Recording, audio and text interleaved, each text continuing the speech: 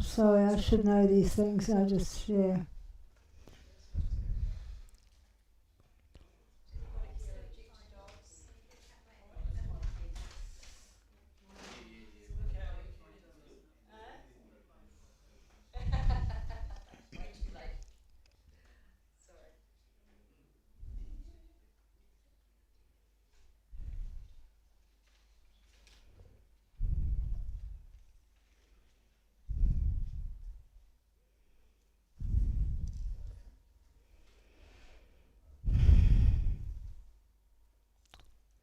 Are we ready? Oh, okay. Okay. Kia ora koutou katoa. Good evening, everyone. Thank you very much for coming. Lovely to see everybody. I'm Badra, and I'm a fifth generation Kiwi, mother of 3, grandmother of 6, and somehow or other, by some amazing arrangement, I find myself talking about the Maori government. He Wakaputanga and He Wakamininga, or Aotearoa Nutireni, as it's known as in Maori. And this came about quite unexpectedly to me. I was involved in, let's call it freedom fighting. I was going out to all the protests and things that were happening in 2020 and 2021 last year. And I went I attended protests from Whangarei to Christchurch, and all over the North Island. And I met lots and lots of people, became very good friends with many, many people. And in the course of so doing, in the Parliament grounds, when we were protesting there in January, I think it was the very first protest on the grounds of Parliament, the very first COVID-19 protest on the grounds of Parliament, that I met Rebecca Tani Georgie Job. I didn't know who she was at the time. I was talking with this lovely Maori lady who I found standing right next to me. And next 5 minutes later, she was up on the steps outside Parliament making a speech. So I hadn't realised that she was what's known as she's like the leader, the instigator, the person who is making the Maori government become manifest. And so she and I kept in touch, and she started to invite me to come to meetings, Maori government meetings in Hamilton, where she's based. So I started to physically drive over there for those meetings.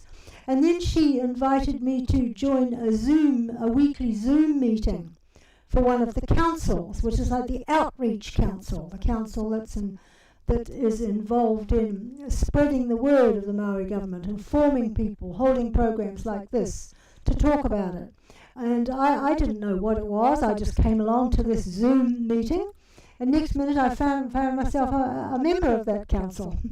So since then I've just been learning what I can. I'm still totally learning. I don't know very much, but I'm learning more and more every day, every week. And it's quite a wonderful adventure to be on, because I feel like increasing numbers of people are feeling that something really auspicious is happening in this country. So that's how I became to be involved in a nutshell. And we've had 4 meetings in Tauranga, and we are forming our Wakamininga in Tauranga. And I'm happy to go anywhere after we've formed our Wakamininga, which we will formally do the week after next. I'm happy to travel anywhere within reason and help groups set up their Wakamininga if they need help. So I will go through what the Maori government is, a bit of history. I'll go through how it's structured and the vision for the Maori government. Basically, those will be the things that I'll talk about. And again, I'm not an expert on these subjects, but I've learnt quite a bit about some aspects of the subjects. So before colonisation, Maori had their own government. They had the system known as the Wakamininga, which basically means assembly. It's like many words. it can't be accurately translated into English. We can use the word government, or we can use the word assembly of people who get together and manage things or coordinate things. That's the Wakaminenga. So the Maori organised themselves, their society, by the Wakaminenga, what's known as the Wakaminenga. And when they found that the white people who were coming to the country were not all from one place and not all of one mind. There was the Spanish, there was the Dutch, there was the French, there was the English, maybe others. And they would all arrive at different shiploads in different times, different places, and they would help themselves to the goods of this country, the flax, the kauri, the gold, so many treasures that this country has or had, and they were just kind of milking it, raping the country. So Maori said among themselves, we don't want this to happen. We're going to have to do something to guard against this. So some chiefs got together up north and decided, look, we have been running this land for hundreds of years. We're going to continue running it. We are the government of this land. They proclaimed that. And they created this document called He Wakaputanga. He Wakaputanga, I haven't learnt it off by heart. I'm in the process of doing that. But I do. It's comprised of 4 articles, 4 paragraphs, each making a specific point about their governance, and what the form that it takes, and what they're committed to in their will watch over Pākehā who come to live in this land. We will watch over them and care for them who come to live here or who come to trade. So this was like an ongoing arrangement, an ongoing agreement. This was intended not only for the moment, but for the rest of time. It was intended. And they proclaimed their governance. They proclaimed their governmental sovereignty in this land. And nobody argued with that. It was accepted. And they even, because they could see the lack of coordination of the plundering that was happening in the country from different races of people, Pākehā people, they appealed to the King of England at the time, who was King William IV, and they appealed to him for recognition and sort of protection. And King William was amongst British kings. He was a good man. He had some morals, he had some scruples, and he cared for the native people of lands, because he could see how British colonisation had wreaked havoc on many native societies in their native countries. And so he didn't want that to happen to the Maori of New Zealand. So he ordained or recognised the proclamation of the chiefs that yes, you are the government of that land. No one else is the government, you are. Now he didn't confer anything on the Maori chiefs. They didn't need any conferring. They already had their sovereignty. They already made their proclamation. We are the government. But what King William did was he kind of ticked it off. Yes, I agree. I agree with you and I support you in that claim. So that helped give them power. That helped give the Maori chiefs proclamation power. The fact that the British Crown, British sovereignty at the time, recognised that the chiefs were the rulers, the sole rulers of this land. So after a little time, I don't know so much about this, I only know a little bit, but after some time, yes, Alison?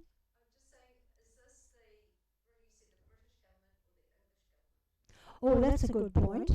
I think it's nowadays known as the English government, isn't it? Not the British government, correct. I haven't updated my thinking in that regard, but yeah, thanks for pointing that out, because there's quite a distinction.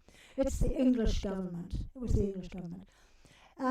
So then the powers that be, who have been operating in this planet for centuries, with evil intent to take over full control of the planet.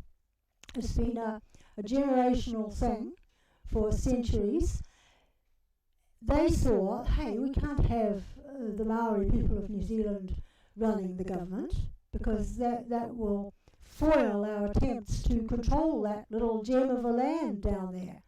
So they arranged to have the Treaty of Waitangi only 5 years later. And interestingly, King William died only a matter of months, I think, or within a year after recognising the chief's proclamation of sovereignty, sovereign government in this land. So that's interesting, the fact that he died. You know, I have a question mark around that. Anyway, because he wasn't an old man, as far as I know.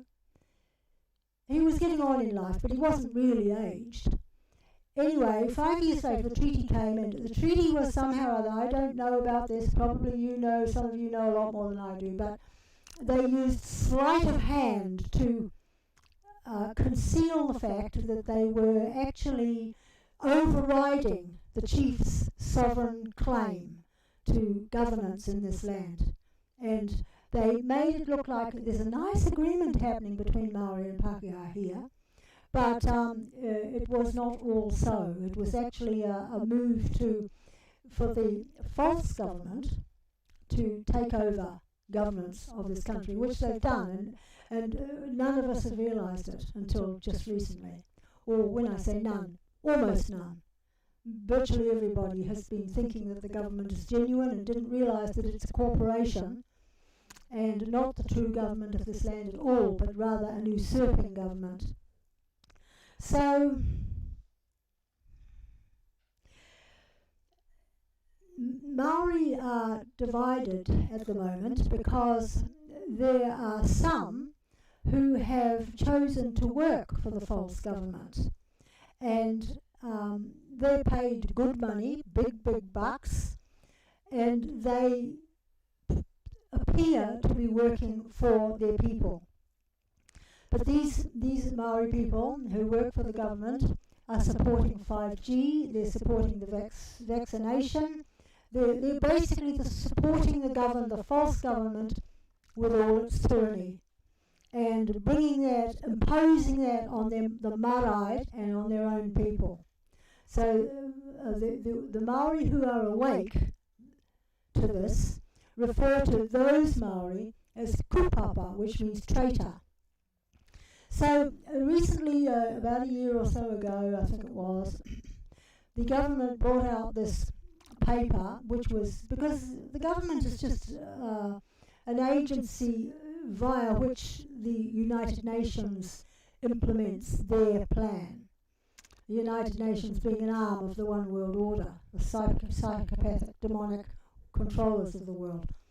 United Nations is one of their main arms, and the United Nations actually manipulates the governments of all the countries, including the government of New Zealand. So via the One World Order's instigation, this paper came out called He Puapua, which appears to be for Maori, and it actually creates racism and helps to plug the whole of unsuspecting Maori into their demonic ruling system, their demonic system. So people are thinking, because He Puapua and the Maori, the kupapa Maori, are in the news as being for Maori, right, pro-Maori. They promote all kinds of things like te reo, and they promote Maori names for things like oranga tamariki, Maori names and everything, to make it all kind of look kosher, natural and organic and Kiwi. But it's actually all just a front to help bring Maori under their control, weaken them, bring them under their control, create division between the races, because divided we don't have so much power. And Maori who can see this,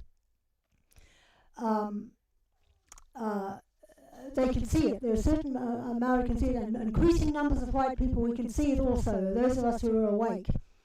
So this original government of New Zealand, with He Wakaputango as its document, It's nowadays known as Te Waka Meninga or Aotearoa Nutireni.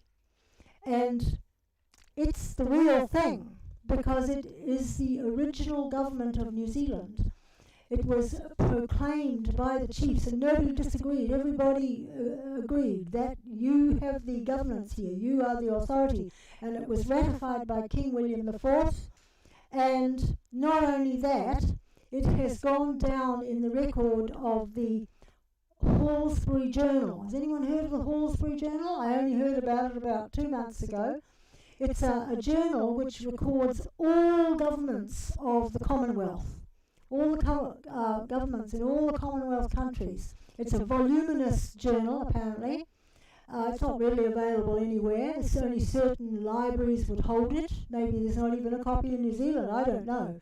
But the Hallsbury Journal, a list of all the governments, and in there it can be found in section something or other of something or other, whatever, listed, the Maori government is the government of New Zealand. It's there in that authoritative journal. From the Hallsbury Journal is hundreds of years old. It's added to all the time. And so in it, the Maori government is recognised. It's called the Maori government. So that's kind of interesting, because as we are spreading the Maori government today, because it's being resurrected by people who are hereditary in the bloodline of the chiefs who signed the Wakaputanga document, it's being resurrected by them because it is the original real government of New Zealand. And some people, or many actually, are feeling uncomfortable about the name Maori government. Does it mean that Maori is going to rule us? Does it mean they're going to take our land? You know, there's these kinds of fears and things come up in the minds of some people. They think the name kind of sounds imbalanced or racist or something. I see their point of view. At the same time, that is the name by which we are known in the Hallsbury Journal. So I think it's important to actually keep that name, but at the same time we can be known by something else, such as Te Waka Meninga or Aotearoa Nutireni. And I'm not saying that will be its well, just the Waka Meninga, you know, that'll do. Yeah. I'm not saying that will be its final name, I don't know, but that's what I'm calling it for now, Te Waka Meninga or Aotearoa Nutireni. But I also say the Maori government, but I like to give that explanation so that we know it's not just for Maori, it's for anyone who, because in Article 4 of He Wakaputanga, that's where I was going a minute ago, Article 4 states, the chiefs stated, that they will protect and nurture and look over, watch over, anyone who comes to this land to live or to trade. So that's like a promise. That's gone down in document, in the ether. It's been sworn to God that that white people are welcome here and they're part of the community, they're part of the native land, we're part of it.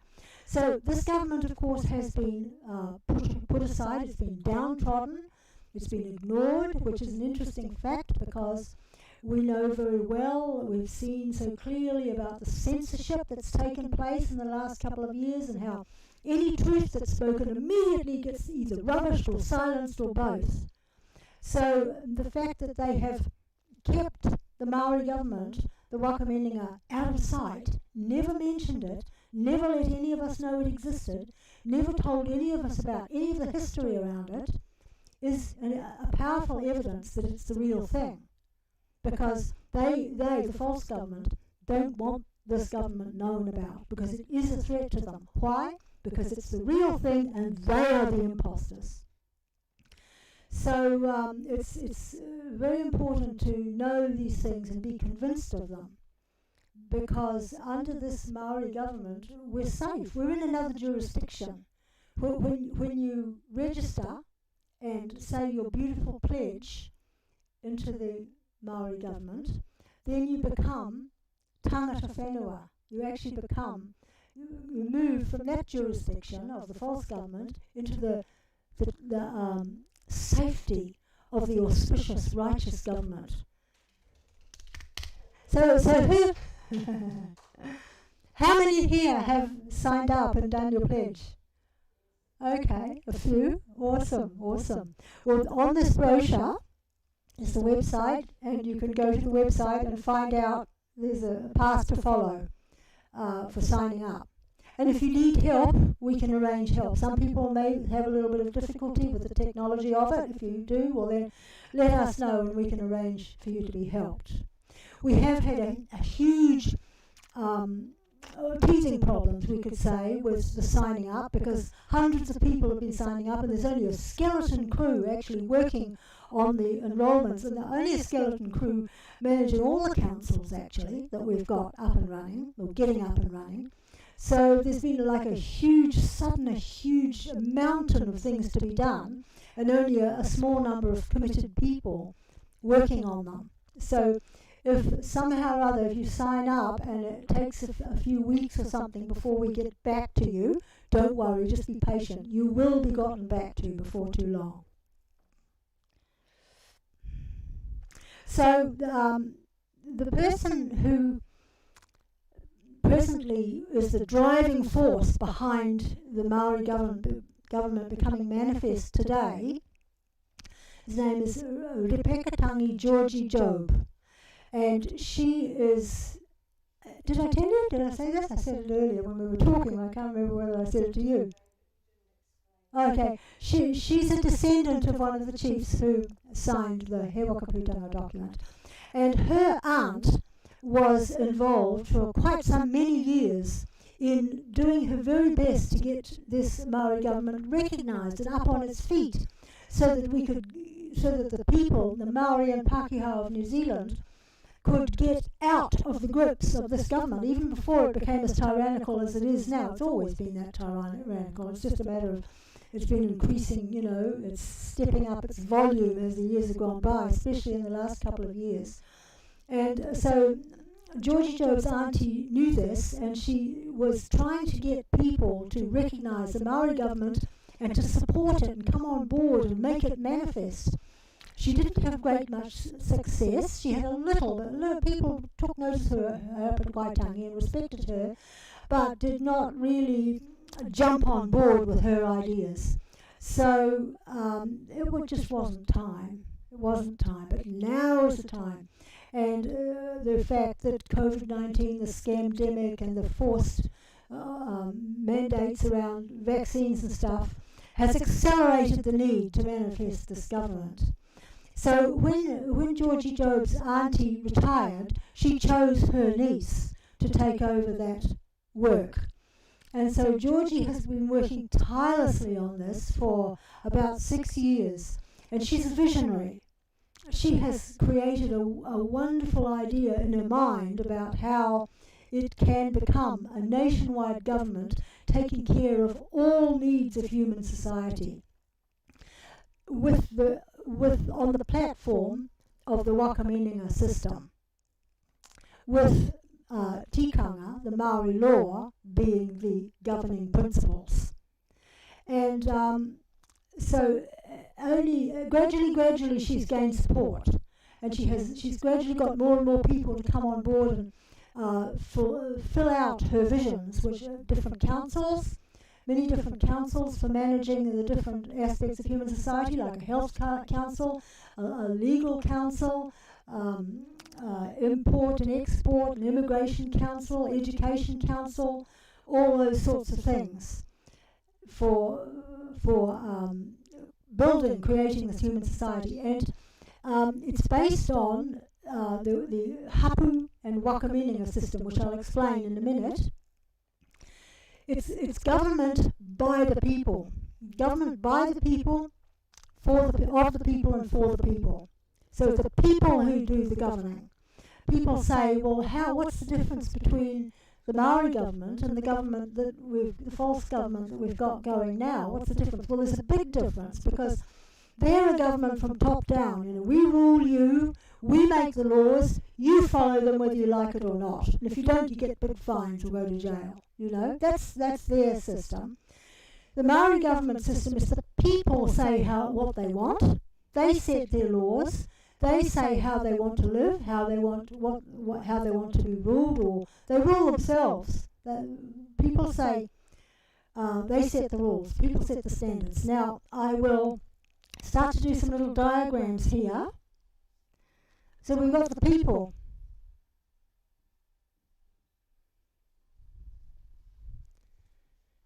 And the people are grouped into hapus.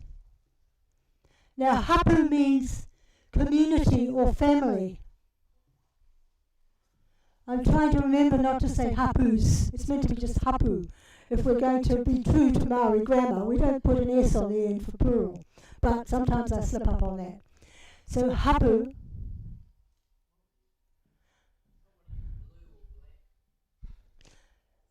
you can't see it?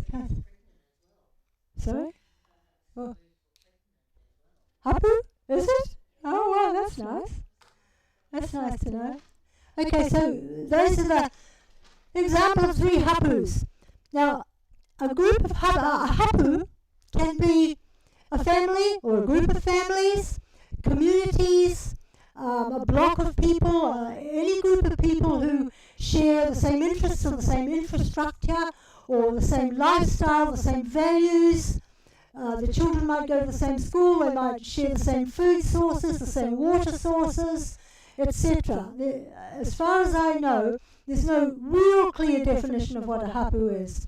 It's just a group of people who live and work in close, when I say work, I mean operate, could be physical work for profession, or just operating, living in the same proximity or with the same area. Hapu. So, oh yeah, sure. Thanks, Alison. So, hapus, a number of hapus, I've only done 3 there, but it can be any number, I think it could be, who knows, up to 10, 12, I don't know, number of hapu make a wakaminenga.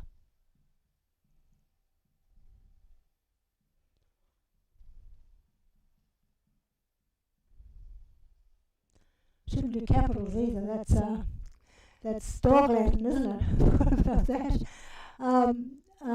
Okay, so a number of hapus make a wakaminenga. Now, each hapu has its own coordinator. As a family has a coordinator, the parents coordinate the family, right? The children. And the wakaminenga, whether it's comprised of a family or 10 families, will have one person who's a hapu has elected to be their spokesperson or their coordinator. We could say their leader. It's a person who lives amongst them, feels their pulse, communicates with them, loves them, cares for them. They choose that person from their community to be their hapu leader or coordinator. We'll put him or her in black there. Now, the coordinators or leaders, they meet together reasonably often, and they talk about the needs and issues and the happenings, whatever is going on in their own hapu. If there are any needs, they work them out together, because they are in the regional wakaminenga. The wakaminenga takes up an area of land, a district or a rohe.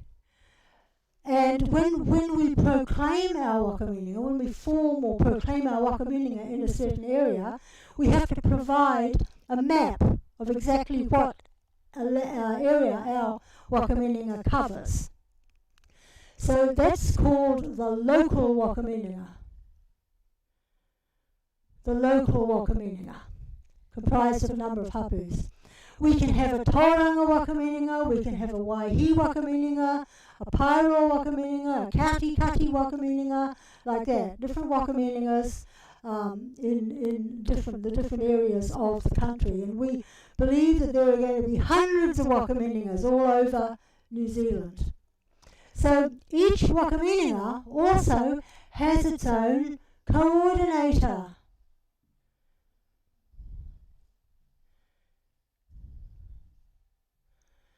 Each wakaminenga has its own coordinator, and say we've got a wakaminenga in Katikati, we've got a wakaminenga in Waihi, we've got a wakaminenga in Rotorua. This is the Tauranga one. And there are different coordinators meet together at a regular times. I'm not sure how often. Maybe it's every month, maybe it's more often, maybe it's not quite so often.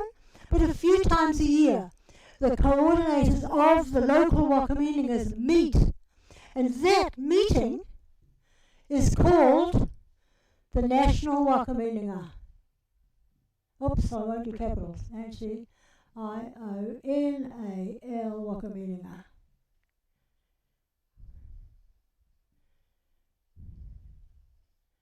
The National Wakaminenga. The National Wakaminenga is comprised, as I said, of the leaders of the different. Now, the hapu leaders get feedback from their people, and the wakaminenga leader, the local wakaminenga leaders get feedback from the hapu leaders, and the national wakaminenga leaders, they get feedback from the local wakaminenga leaders. So it's directly the people ruling themselves, saying what they want, what they need, and if there are any issues, it's worked out by the leaders. If it needs to go a higher level, if it's a serious matter that's affecting a few hapu, well then it's taken care of at the local wakaminenga level, rises above the hapu level and goes into the local wakaminenga level, or up to the national wakaminenga level. And it's here where we won't say laws are made, because the laws are already set. The laws of tikanga, which are basically don't do any harm to anyone, be kind, be a nice person, be honest, be truthful, don't steal, don't do violence, don't do anything that's going to harm anyone else. Be kind, be generous. If you've got extra, give it to your neighbours. Or everything about flourishing, thriving, loving, welcoming, being kind. That's what it's all about. And so obviously there may be some miscreants. Miscreants do rear their heads, but we believe that because the system is so fair, it's so fair, people will have what they want. They won't be working for pittance and they're not able to make ends meet. They'll be looked after. Doesn't mean to say everyone will be rich in bank account type money. No, not necessarily. But people will be comfortable. They'll have enough to eat. They won't have painful big mortgages and things like that. So, because of the fair system, crime is expected to minimise. And especially when you come into the wakaminenga, you make a pledge. Those of you who have joined will probably be aware that you speak a beautiful pledge by which you promise to take care of the land, take care of those around you, take care of the animals and the environment, and live according to the tikanga Maori law, which is as I've just described. So people's hearts are going to change when they come into this atmosphere. However, allowance will be made for the odd miscreant, and it will be, I don't know much about this, I've only just heard a little bit, I'm learning all the time, so many areas I don't know much about, but it will have its own judicial system, and that will also be run by the people. And things may differ from hapu to hapu or from wakaminenga to wakaminenga. It's not as though at a national level there will be one law that governs the whole land, not necessarily. It won't be like that. Different communities, according to their needs, may have different laws or different degrees of laws or whatever rules. So in the same way, they'll have their own law courts, which it won't be a big, brick and mortar building with, district court written on it. It'll be maybe in someone's home or some little office somewhere, but a court of law will be held by the people to assess the situation of anyone doing a crime. If it's a small-time crime, then the person will probably get to do some community service or something like that. Bigger crimes, I don't know. I don't know, but it will be worked out by the people running the judiciary people who are the people themselves, but some of them, obviously there's going to be also a police force and military, but these things are not really developed yet. They're just perhaps in the ideology stage. But, well, I don't know how much I should say, but people are joining. People are leaving the false government. People of official status and governmental status are leaving because they can see what's going on, and they're coming over to the Maori government. So they will use their skills and their professions for in a righteous society instead of in a tyrannical society.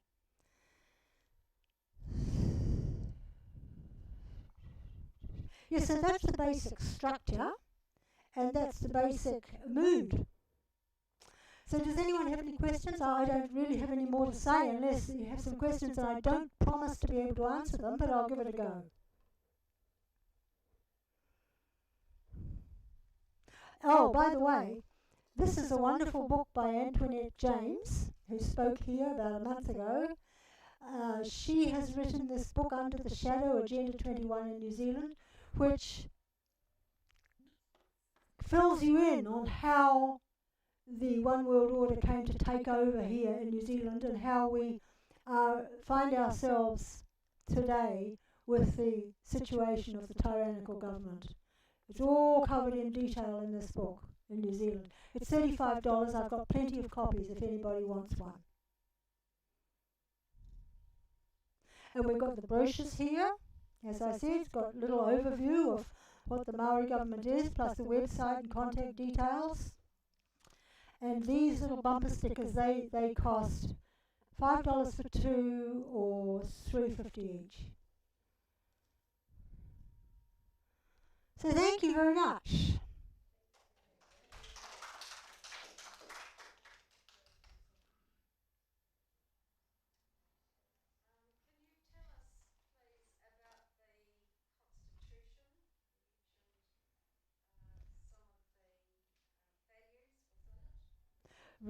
Right. Okay, yes. I just kind of touched on them before, but the principles of tikanga. Tikanga is the Maori law, but it's more than law. It's like a way of being. It's behaviour. It's etiquette. It's actually, I was told the other day that tikanga actually literally means best practice. That's how you translate it literally into English. But it means laws and etiquettes and customs and things like that. So the 5 pillars of tikanga are matauranga, which is education, helping people grow in knowledge, helping people learn skills, helping people learn anything that is to be learned, anything that is to be taught, anything anyone needs to learn. That's, if you've got something to share, share it. That's matauranga. Of course, that can happen on a professional scale. Teachers are coming into the Maori government of all different types, or people who aren't professionally teachers, but like a mother is a teacher, right? The mother's the primary teacher. Anyone who has a skill to teach or anything to teach, they can impart that skill, that knowledge to others. That's matauranga, one of the principles of tikanga. Minakitanga, hospitality, kindness, support, generosity. Hospitality, welcome people, share your food with them, give them hugs like I saw Alison giving everyone here before.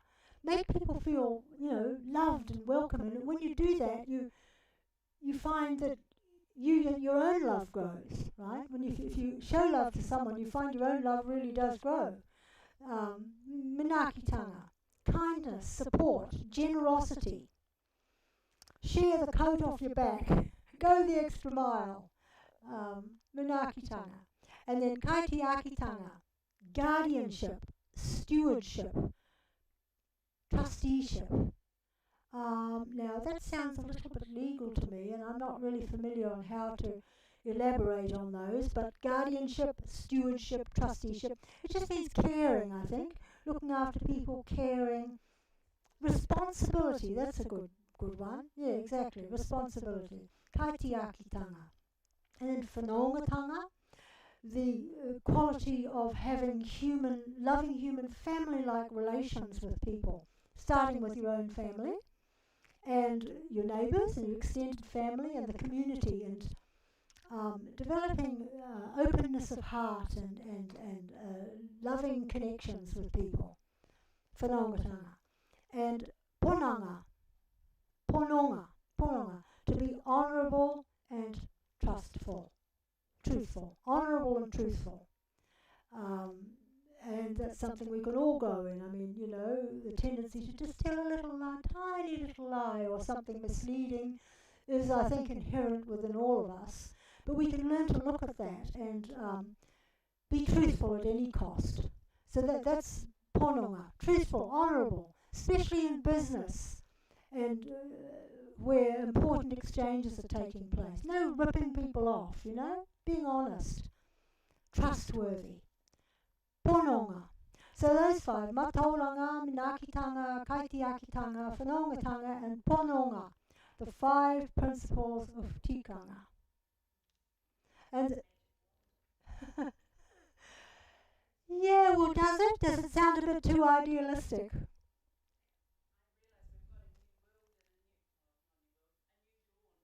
Yes, yes, yes, yes, yes, yes, yes. Well, I think that that's the part that the coordinators will play. They'll help to play that part.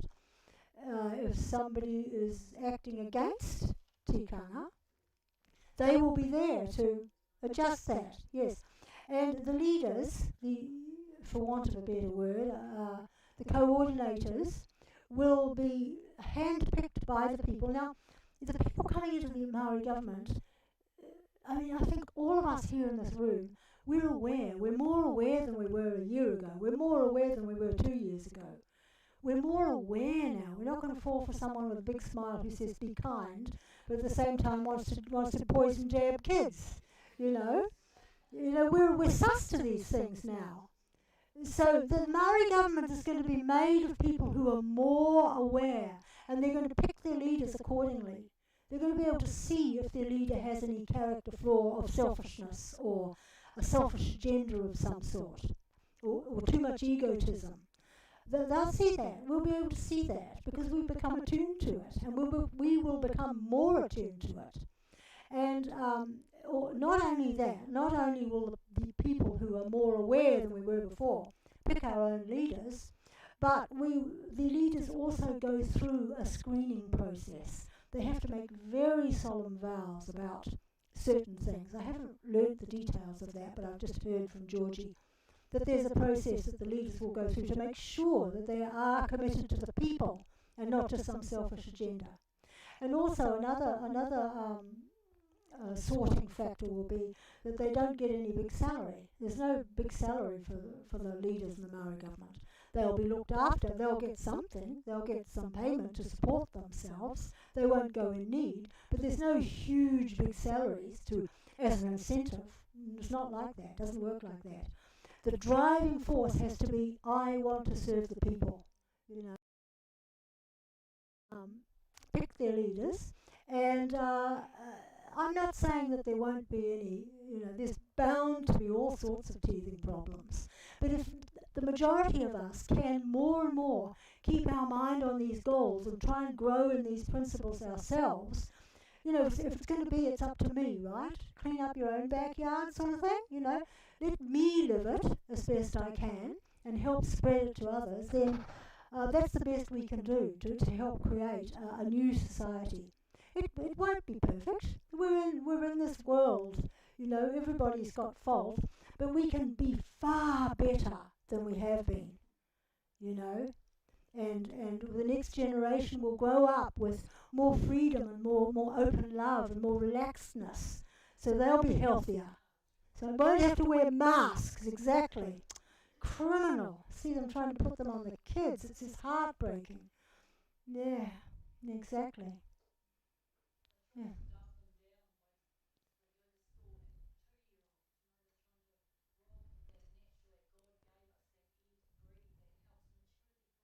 Yes. Yes. Yes. Yes. Yes. Yes. And little children love to talk too. They learn by talking and asking questions. Oh, it's terrible. Terrible. Yes. Yes. That's right. Exactly. Dumb them down. That's such an appropriate statement. Yes. Yes. I will. You had your hand up? I'll get you in a minute. I'll get you in a minute. Okay. The flag. Oh, have you? Oh, okay. Yes. Oh, I probably don't know much more than you know. Pam? You Pam? Yeah. But there was a choice of 3 flags. It's lovely, isn't it? We'll put it around this way. Yeah. There was a choice of 3 flags that the chiefs were given when they when it came to the need for the flag, because to give them identity, to give the Maori government identity in the world, and also because it was needed for trade on the ships. So they had a choice of 3 flags, and the Maori chiefs chose this one. Now there has been a false one, as they try to falsify everything, which has got white here. What's that? It's called the primbre or primbre? Yeah. So beware of that. When you get the flag, make sure it's got the black primbre.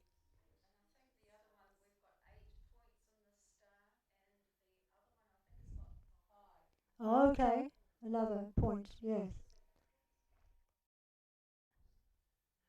I don't know that. Does anybody know the? Maybe it has a deeper significance. Probably does, but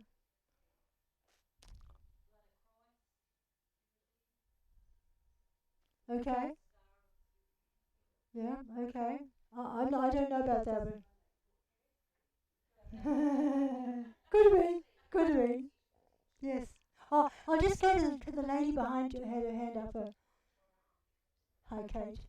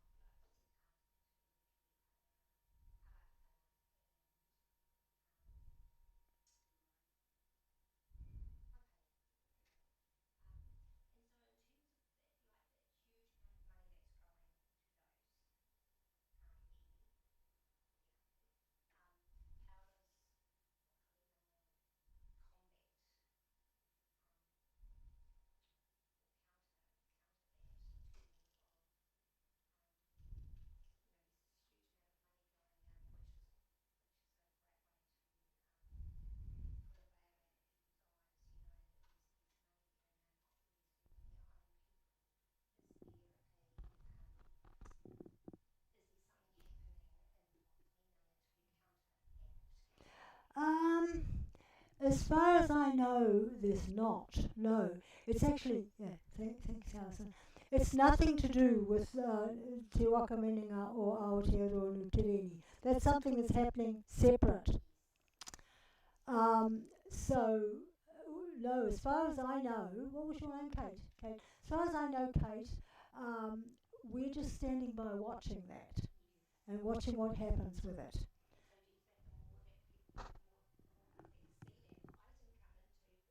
Yeah, it will serve that purpose. Very likely, it will serve that purpose. Yes, right.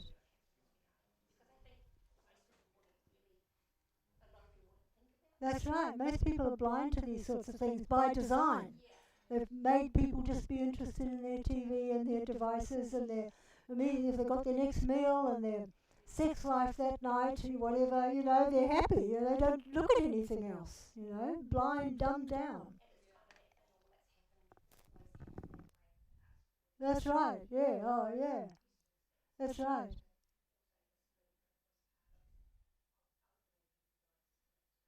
It, yes, I'm sure it is part of that. But it is something that's acting separate from the Te Waka Meninga or Aotearoa Nutireni. It's another movement. Yeah, so I don't really know much more than that. You probably know more than I do, actually. Mm. Yeah. Right, well, thanks for raising it, but I'm sorry I can't further that subject anymore. Mm. But your comment was about the flag, right?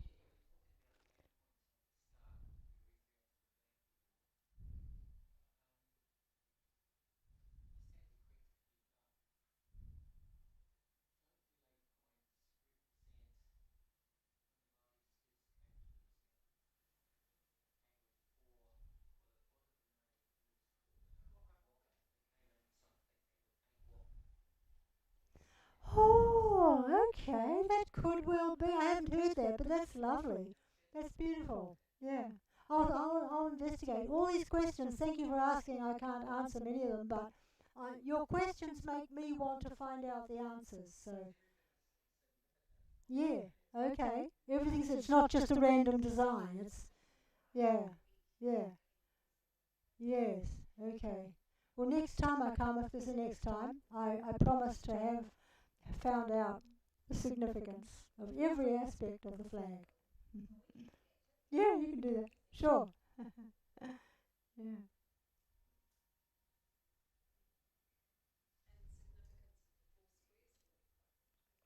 Yes. Yep. Yes, I remember I first saw this flag on the 4th of November 2020. That's about, 15 months ago.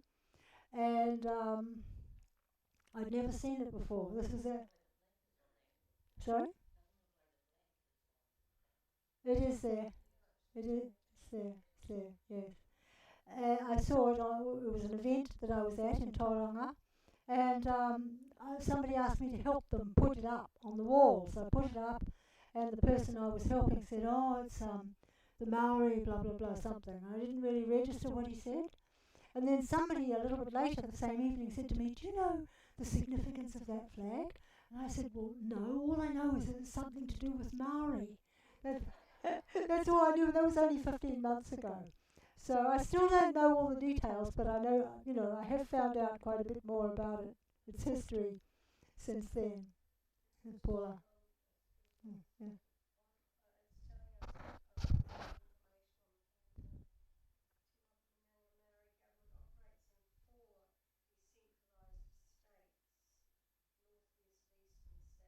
Mm-hmm. Yeah, I wonder. That could be. That could be something. Did you hear what she said? There's four departments, four states, decentralized. That's like the whole thing. The whole plan is decentralized. Yeah, the four we've got. As far as I know, we here, we're in Te Rawhiti, which is the east. Then there's Te Tonga, which is the South Island. There's Te Hauauru, which is west, and there's Tai Tokeroa, which is up north. Tokerau, which is up north. So those are, and the diagram is there of them, the more. Thank you. So what were you going to say, Paula? Huh? Okay. Okay.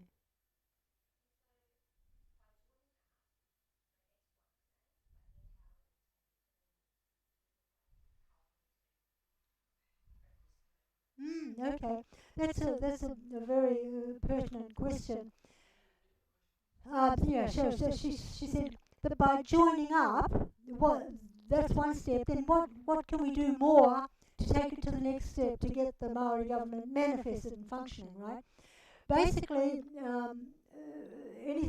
it's going to take a lot of people to come up to man the different councils, bring in their different skills and start operating and being a community, being a society, being a self-governing government. It's going to take massive people. But individually, we can do just that. Come in and use our skills to whatever degree we want, whether it's speaking, whether it's reporting, whether it's health treatment, whether it's teaching something, whether it's doing handyman work or cooking or growing food, or all these things are needed. Just come in and just keep operating, but operate within the jurisdiction of the Maori government. Uh, Yes, the councils are already forming.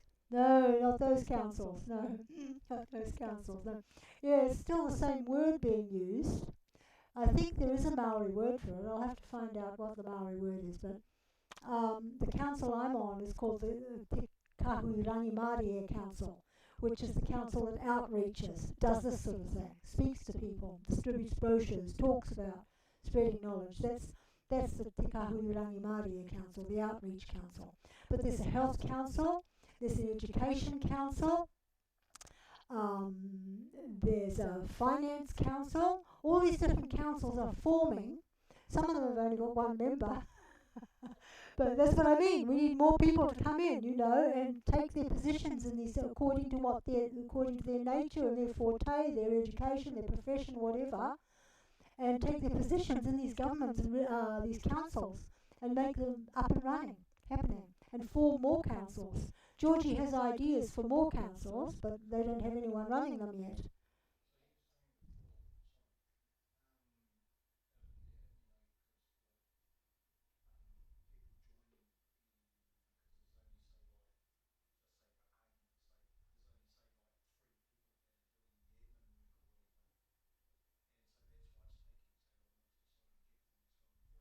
That's one of the reasons, yes.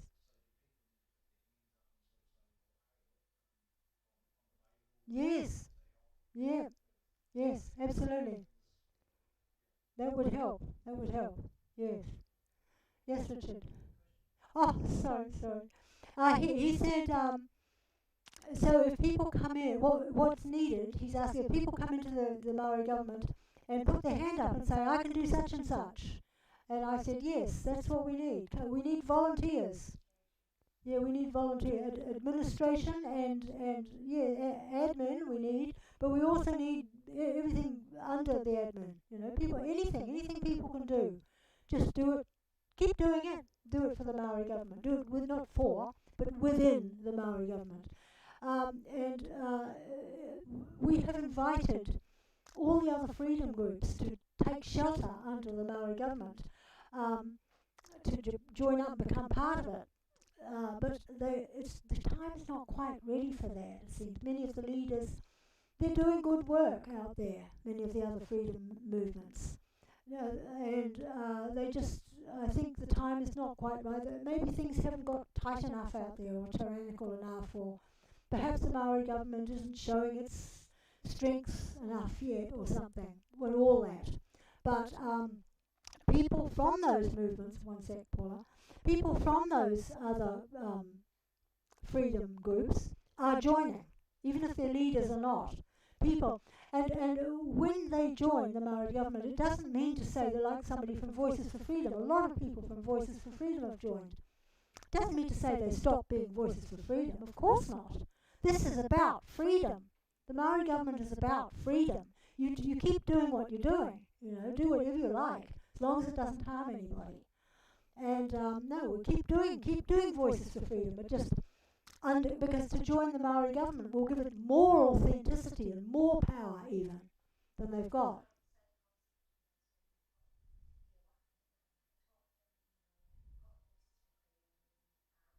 Yeah, yeah. Yeah, it's almost like that, exactly. Yeah.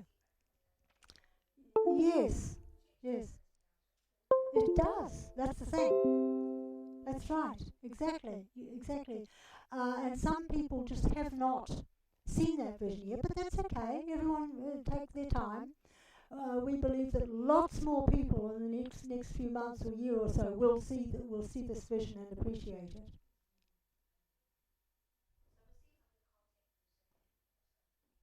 I'll just one more thing from her, and then I'll come to Paula.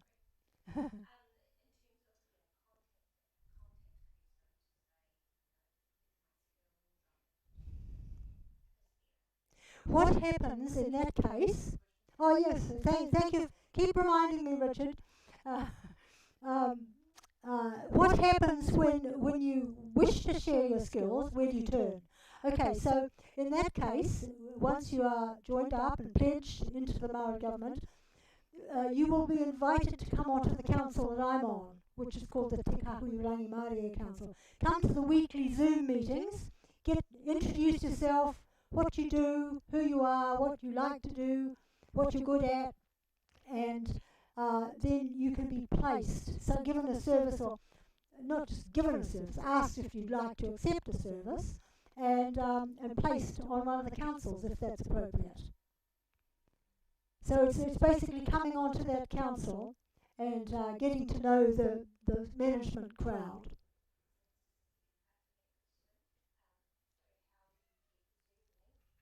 Oh, yeah, well, okay, well, we'll give you that.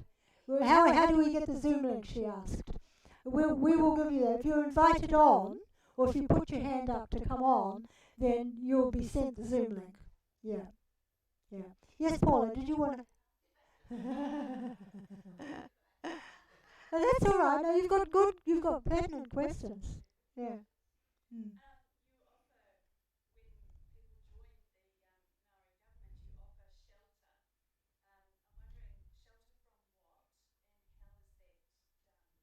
Okay.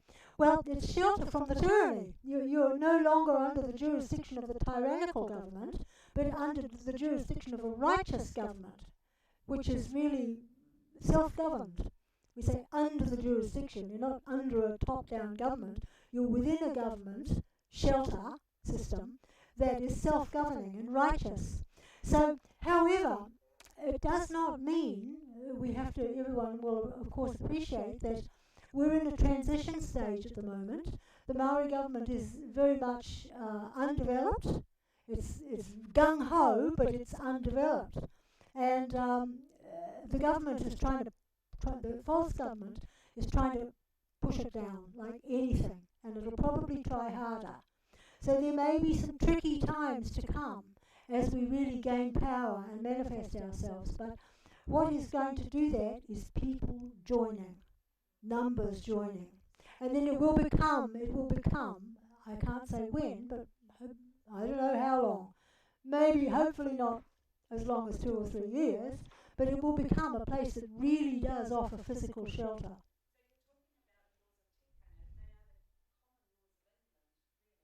They are, exactly.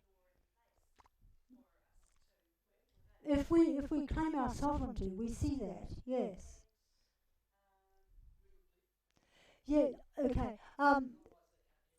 Sorry, I beg your pardon, I'm so unaware of this. I'm not used to doing this, folks. Thank you. Paula was saying that the laws of tikanga are very similar or exactly the same as the common laws of England. And yes, they are, really. But they are the same as the natural common laws of any righteous society. And I understand somebody has said that they emulate the laws, the human guidelines mentioned in Leviticus in the Bible.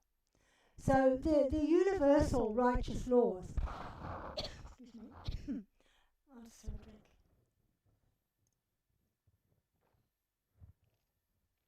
But put in the form of the tikanga, it's like they take on it's our own Kiwi version. It's our own Kiwi version it's our own natural common law.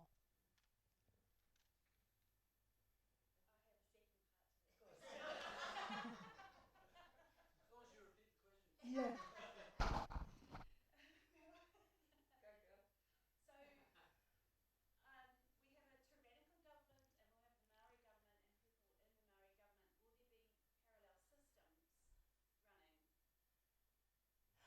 Parallel systems there's the regular false government and there's a Maori government, and will they have parallel systems?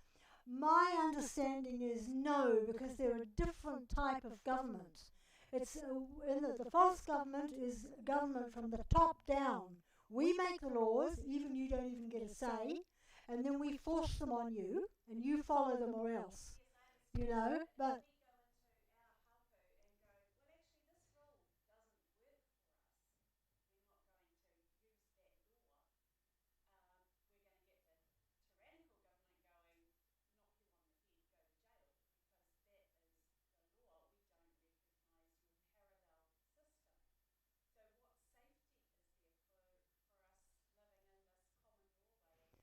Right, so are you asking that if we come into the Maori government and yet the false government infiltrates and doesn't recognise our sovereignty? I don't imagine you're going to get all of Waihee going, oh yeah, we want this new way. Right, right. So we're going to Right. No, you will be living alongside it. But we as members of the Maori government, we do not stand for any kind of apartheid at all. Everyone's equal, everyone's to be respected. The way that we treat each other within the community should filter out to people. recognised in the whakaputanga, we're not once they say Maori. Yeah, that's interesting. People. Exactly. Exactly. Did that. Not once in He Wakaputanga is the word Maori exclusively mentioned. It's the people. She made the comment. So can I just add to that? So if somebody comes into my household, from the tyrannical government and wants to jab me, what rights have I got under the Maori government? You have full right. Oh, if somebody comes. But where would I? Who can I contact? What can I do? Who do I go to say, well, look, this is, I need to have backup. Okay. She's saying that if she's in the Maori government, but somebody comes into her house and wants to try and force jab her or do something which she does not want to do and tries to force her into it, what protection has she got? Where can she turn? Who to turn to? Well, for a start, you can have a trespass notice up, which you may already have, and just make people known that you have no right here. Well, I'm under another jurisdiction. You're not. You have no jurisdiction over me. You can assert that. If that doesn't work, and they're being, insistent, forceful, they don't care at all about your statements, then you can. We're in the process of setting up networks so that with people in the community, we have 20 people's phone numbers. And if anything like that happens, you just quickly send out a text to 20 people and they come to you to protect you like that. We're setting up that sort of thing. It's not fully set up everywhere, but it's set up in some places and it's being set up in others, and it will be set up in all places. So how will the law, if I get taken to prison because I refuse to have what they say I have, and even though the people come, the police come and you receive Forcibly, yeah. get me off to prison, how will I then get out, or how will I then get my case overturned? So she's saying that if all this fails and somehow or other the police take her away and lock her up and refuse her any rights, how can she turn? What protection has she got? Well, we will have our own life. We'll have our own judiciary system. It's forming. I mean, heaven forbid that anything like that happens to us whilst we're being set up, because I don't really know at this point. I mean, you're being hypothetical. Hopefully it'll stay hypothetical. Can I be visionary? Yes. What if there is a lot of work being done that strips away the jurisdictions that the government have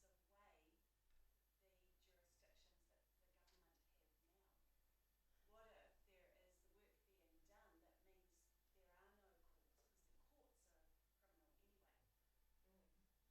What if there is the work being done that means there are no courts, because the courts are criminal anyway? So what if there's a whole lot of work being done already that means those mortgages are going to be wiped? Because I don't know that the Maori government are going to go suddenly, there's no mortgages. There's a lot of work being done already above the heads of the government.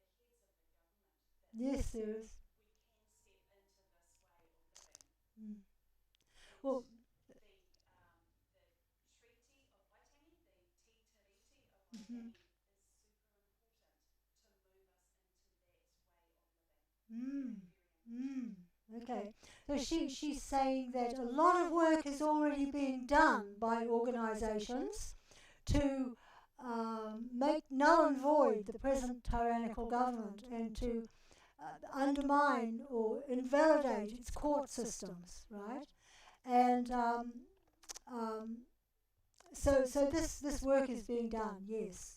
I mean, we're entering into an area here which I'm not really qualified to speak about. There's two people who are very qualified to speak about it, Georgie Job herself and Dr. Anna Goodwin. I'm just bumble-pupping around with these answers. It's not really my forte, but yes, exactly. There's a lot being done. There is a lot being done. But we believe that the most powerful thing which will finally and permanently disable the tyrannical government is the te wakaminenga o Aotearoa New Tereni. Because it is already, it's this.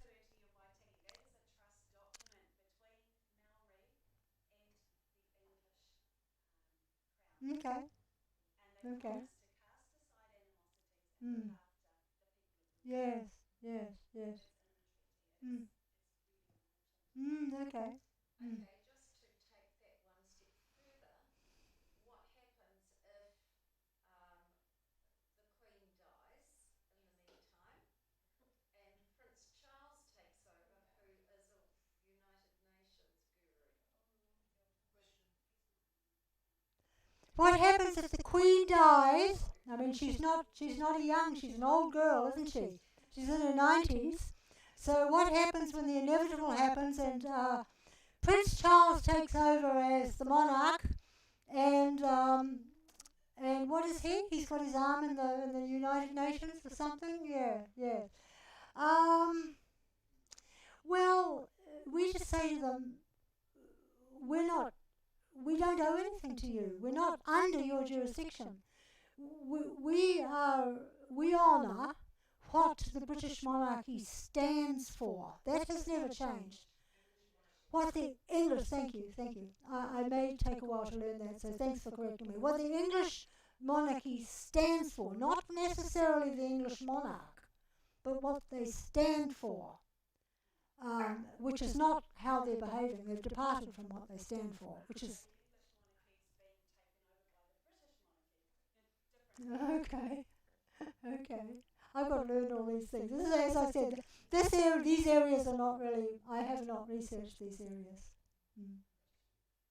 Mm. So the British monarchy here is the Vatican and it's overtaken the English monarchy. That's what you're saying. So where then will this Treaty of Waitangi be able to get the legal verification from? Or the Declaration of Independence? They've both been recognised in international law, Mm-hmm. and it's been up to Maori to actually get their act together to create a government to do what they agreed in the treaty. Okay, I'll just say that. I'll say that so that you can hear. Both the Te Tiriti and He Wakaputanga have been recognised how? In international law. And what else? What was the next part?